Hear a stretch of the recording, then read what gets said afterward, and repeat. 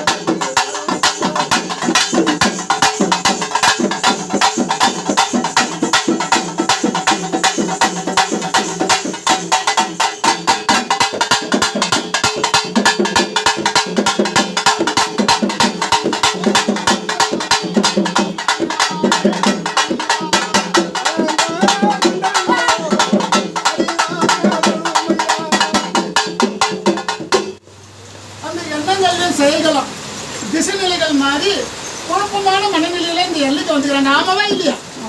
சத்தியம் தானடா? சத்தியம் தானே? அந்த எல்லையில உனக்கு நிம்மதியான தூக்கமே இல்லையாடா? 10-20 தெரியாம நீ வாங்குங்கிறடா அந்த எல்லையில. சத்தியம் தானடா?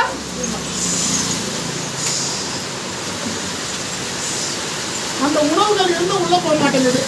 சத்தியமா இல்லையா? அந்த மண்ணிலையான பிரச்சனையும் இல்லை. அந்த வாழ்க்கை சூழ்நிலைகளுக்கான அந்த சூழ்நிலையும் சரியான சூழ்நிலை அமையல.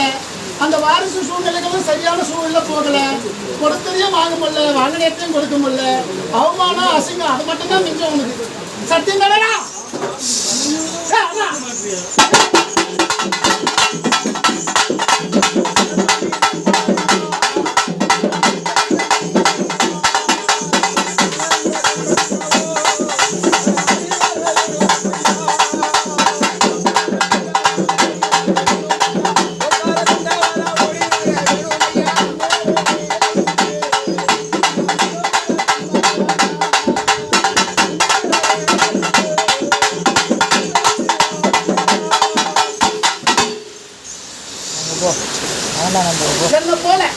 என்ன போல ரூப சூழ்நிலைகள்ல நீ வைக்காத கோரிக்கையே இல்லடா.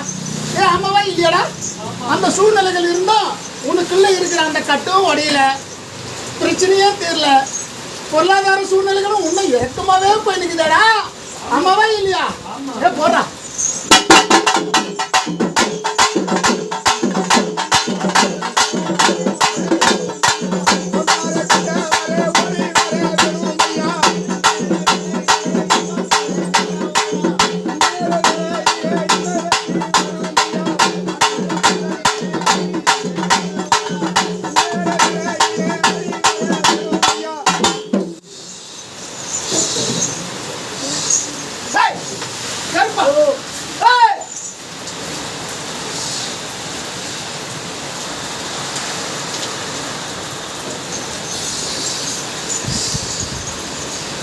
யாராவது எதுனா செஞ்சு வச்சுக்கிறாங்களா அப்படின்ற மிகப்பெரிய ஒரு கேள்வி உனக்குள்ளே ஓடிங்குதுடா.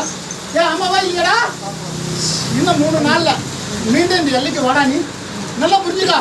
வரும்போது 3 கனி, நல்லா புரிஞ்சுக்கடா, 3 கனி எலுமிச்சங்கனி எடுத்துக்கின்னு இன்னும் 3 நாள்ல இந்த எல்லைக்கு மீண்டும் வாடா. அந்த சூழல் எல்லாமே தலைகீழா போய் நிற்குது.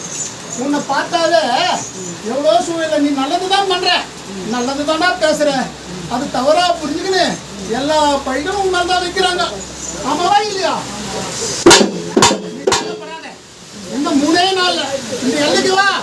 அந்த கட்டு நிலைகளை உடைச்சு, அந்த மாய நிலைகளை உடைச்சு, இந்த கருப்பை நீ அந்த கருப்பை உனக்குள்ள இறங்கணும்னு நீ நினைக்கிற பாரு. ஆமாவா இல்லையா? அந்த சூழலை நான் உற்பத்தி பண்ணி தரேன். சத்தியமாடா? அடா